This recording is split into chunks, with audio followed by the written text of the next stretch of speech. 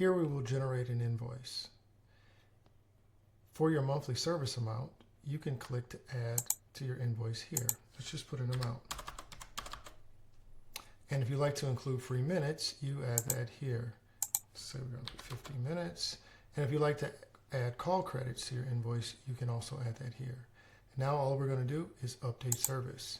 You'll get a pop-up. You get three options: update service only, generate invoice only, or generate invoice and send to customer. Update service only, basically nothing changes in the current billing period. It only shows the updated service details if you've made some changes to their services. However, the next time an invoice is generated, it will be generated with these service amounts on the invoice. The next option is generate invoice only. When you generate invoice only, a new invoice will be generated immediately with the billing period starting from today. So if you already have an active invoice in the system that's either waiting to be paid or has been paid, you can manage this from the invoice section. And if the customer has already made a payment, you can credit back the original invoice and allow them to use the credit towards this new invoice. And the third option, generate invoice and send to customer. You'll be generating a new invoice and sending it immediately to customer's email address associated with this account.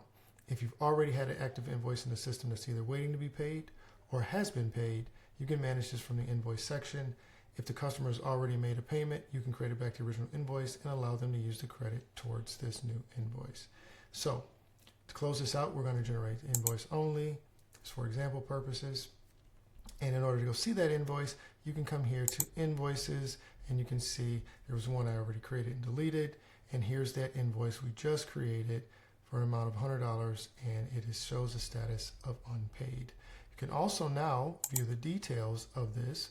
You can resend the invoice by email. You can mark it as paid if they paid you outside of the Stripe account that you have connected. Maybe they paid you cash, check, or PayPal, or some other variant.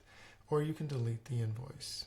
If you mark it as paid, it'll ask you again, or if you try to delete the invoice, it'll ask you to confirm whether you're marking it as paid or deleting the invoice. So we're going to mark it as paid, and you'll see the invoice is now paid.